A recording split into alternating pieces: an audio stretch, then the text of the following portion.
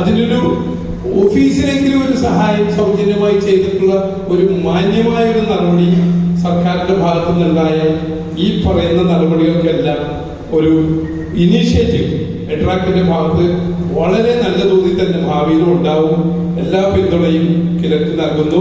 അതുപോലെ ഇന്ന് ക്ലാസ്സിലെത്ത നിഹാൻസിന്റെ ഡോക്ടർ ചർച്ചകളിൽ പറഞ്ഞ ഭൂരിപക്ഷം കാര്യങ്ങളും പറയാൻ ആഗ്രഹിക്കുന്ന കാര്യങ്ങൾ തന്നെയാണ്. ആ ചേട്ടനൊക്കെ നല്ല അനുഭവങ്ങൾ ഒരുപാട് പറഞ്ഞു. എനിക്ക് പറയാനുള്ളത്, ഞാൻ കുറച്ച് ഈ അടുത്ത കാലത്താണ് 2 കൊല്ലമായിട്ടാണ് സർവീസിൽ റിട്ടയർ ചെയ്തതിനു ശേഷം കുറച്ച് രാജ്യങ്ങൾ സന്ദർശിക്കാനുള്ള ഭാഗ്യം കിട്ടി. അപ്പം അത് താഴെയുള്ള പ്രദേശം, എല്ലാ ഓവർബ്രിഡ്ജിൻ്റെ താഴെയുള്ള പ്രദേശം, അവിടെ വിവിധ തരത്തിലുള്ള സ്പോർട്സ് ഇൻഡോർ ഗെയിംസ് കളിക്കാനുള്ള ഇടങ്ങളാക്കി മറ്റുള്ളവർക്ക് അത് കാണാവുന്ന വിധത്തിൽ, അതായത് ഫൈബർ ഫ്രെയിമിൽ നമുക്ക് അതിനുള്ളിൽ നടക്കുന്ന കാര്യം മറ്റുള്ളവർക്ക് കാണാം.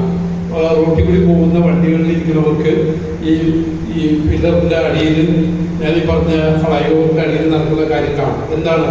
വിവിധ തരം ഇൻഡോർ ഗെയിംസ് കളിച്ചുകൊണ്ടിരിക്കുന്ന കുട്ടികൾ, അവിടുത്തെ യുവാക്കൾ ആ ഗെയിംസുകളിൽ ഏർപ്പെട്ടുകൊണ്ടിരിക്കുന്നു. അപ്പൊ എനിക്ക് തോന്നി ഇതുകൊണ്ടായിരിക്കാം ഒളിമ്പിക്സ് മെഡലിന് നമ്മളെക്കാളും നിസ്സാര ജനസംഖ്യയുള്ള തായ്ലൻഡ് നമ്മളെക്കാളും കൂടുതൽ മെഡലുകൾ വാരിക്കൂട്ടുന്നത്. അതുകൊണ്ടായിരിക്കണമെന്ന് എനിക്ക് തോന്നി. മാത്രമല്ല, നമ്മുടെ രാജ്യത്ത് ഇപ്പൊ വളർന്നുകൊണ്ടിരിക്കുന്ന ലഹരിയുടെ, രാസലഹരിയുടെ ആ വിപത്ത് ഇതുപോലെ രാജ്യത്ത് കടന്നു കയറാനായിട്ട് സാധിക്കാത്തത് എന്തുകൊണ്ടാണെന്നും എനിക്ക് പിടികിട്ടി. കാര്യം ഗവൺമെന്റ് ഈ കാര്യങ്ങളിൽ വളരെയധികം മോണിറ്ററിങ്, അവരുടെ ജനത എങ്ങനെ ആയിരിക്കണം എന്നുള്ളതിന്റെ മോണിറ്ററിങ് നടത്തുന്നുണ്ട്. നമുക്ക് ജനസംഖ്യ കൂടിപ്പോയതുകൊണ്ടാണോ, അതോ ഈ പൊളിറ്റിക്കൽ കറപ്ഷന്റെ അളവ് കൂടിയതുകൊണ്ടാണോ, അതോ ഈ ഇവിടുത്തെ സാധ്യതകൾ കുറഞ്ഞപ്പോൾ യുവാക്കൾ മുഴുവനും ഇവിടെ നിന്ന് ട്രെയിനായി മറ്റു രാജ്യങ്ങളിലേക്ക് തേടിപ്പോയതുകൊണ്ടാണോ, ഇവിടുത്തെ കാര്യങ്ങളിൽ ശരിയായ മോണിറ്ററിങ്ങിന് ഒരു സംവിധാനം എവിടെയോ ഒക്കെ നഷ്ടപ്പെടുന്നതായിട്ട് ഒരു തോന്നൽ വരുന്നു. ഇപ്പൊ ഇവിടെ തന്നെ പാലാരിവട്ടം മേൽപ്പാലത്തിന്റെ താഴെ ഞാൻ നോക്കി, മരട് പാലത്തിന്റെ അടിവശം നോക്കി, നമ്മുടെ മറ്റേ ഫ്ലൈ ഓവർ, നമ്മുടെ വൈറ്റിലയുടെ താഴെ നോക്കി, എല്ലാം ഏകദേശം ഏക്കർ കണക്കിന് വരുന്ന സ്പേസ് അൺയൂട്ടിലൈസ്ഡ്, ഒന്നും ചെയ്യുന്നില്ല. അതേസമയത്ത് ഇപ്പൊ ഞാൻ പറയുന്ന വിധത്തിലുള്ള കൺവേർഷൻ വരികയാണെങ്കിൽ നമ്മുടെ തന്നെ യുവാക്കൾ മാത്രമല്ല പ്രായമുള്ളവർക്കുമുള്ള ഇടങ്ങൾ അവിടെ തന്നെ സംഘടിപ്പിക്കാം. ഈ പറയുന്ന പകൽ വീടുകൾ ഉൾപ്പെടെ എന്ത് വേണമെങ്കിലും ഇത്തരം പൊതു ഇടങ്ങൾ യൂട്ടിലൈസ് ചെയ്യാം. പിന്നെ നേരത്തെ എട്രാക്കിന്റെ ഓഫീസിന്റെ കാര്യം പറഞ്ഞത് ശരിയാണ്. ഈ സൗജന്യമായി 2008 എന്റെ ഓർമ്മ 8 7 തോന്നുന്നു, സൗജന്യമായി 3 കൊല്ലത്തേക്ക് ആദ്യത്തെ കരാറായിട്ട് എട്രാക്കിന് കോർപ്പറേഷൻ സ്ഥലം അനുവദിച്ചു പ്രവർത്തിക്കാൻ. കാരണം എന്താണ്? റെസിഡൻസ് അസോസിയേഷനുകളുടെ ഒരു അപ്പെക്സ് ബോഡിയാണ് ഇത്, ജനനന്മക്കായി രൂപീകരിക്കപ്പെട്ട ഒരു സമിതിയാണ് എന്ന് കണക്കാക്കിയിട്ട് അങ്ങനെ ഒരു സ്ഥലം തന്നു. പിന്നീട് എന്താ സംഭവിച്ചത്? പിന്നീട് അവിടുത്തെ ഉദ്യോഗസ്ഥർ അതിന് നമ്മൾ പോലും അറിയാതെ ഒരു വാടക ഇട്ടു. ആ വാടക ഇട്ടത് അറിയുന്നത് 6 കൊല്ലം കഴിഞ്ഞിട്ടാണ്. അപ്പോഴേക്കും ലക്ഷങ്ങൾ അവര് വാടക എമൗണ്ട് ആക്കി കളഞ്ഞു.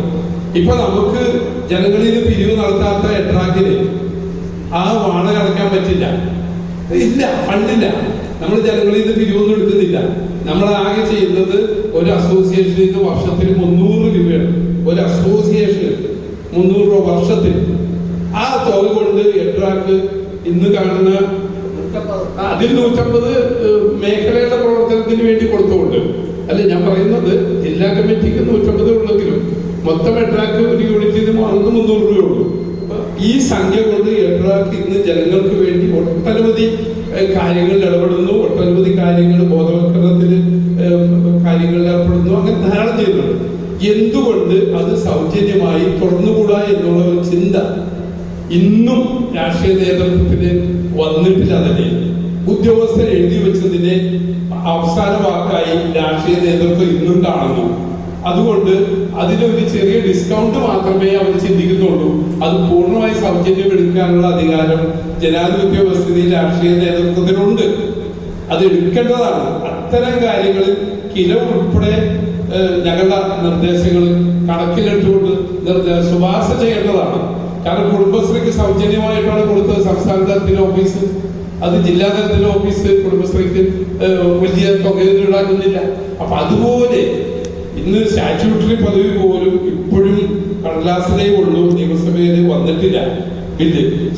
റെസിഡൻസ് അസോസിയേഷൻ സ്റ്റാറ്റ്യൂട്ടറി പദവിയുടെ കാര്യത്തിൽ ഞാനിത് പറയുന്നത്, ഇന്ന് വയോജനങ്ങൾക്കാവട്ടെ അല്ലെങ്കിൽ യുവാക്കൾക്കാവട്ടെ മെന്റൽ ഹെൽത്തിന്റെ വിഷയത്തിൽ ഏറ്റവും കൂടുതൽ കോൺട്രിബ്യൂഷൻ നടത്താൻ കഴിയുന്നത് റെസിഡൻസ് അസോസിയേഷനുകൾക്ക് തന്നെയാണ്. പക്ഷെ അതിനവർക്ക് ഫണ്ടില്ലായ്മയുടെ ഒരു വലിയ തടസ്സം, എന്ത് കാര്യം പറയുമ്പോഴും ഫണ്ടില്ലായ്മ ഒരു തടസ്സമുണ്ട്. ആ തടസ്സം നീക്കേണ്ടത് ഫണ്ട് ക്ഷാമമില്ല എന്ന് പറയുന്ന അലോട്ട്മെന്റിൽ പ്ലാനിൽ അവിടെ എന്തിലും വരുമ്പോഴും അത് കൈകാര്യം ചെയ്യാൻ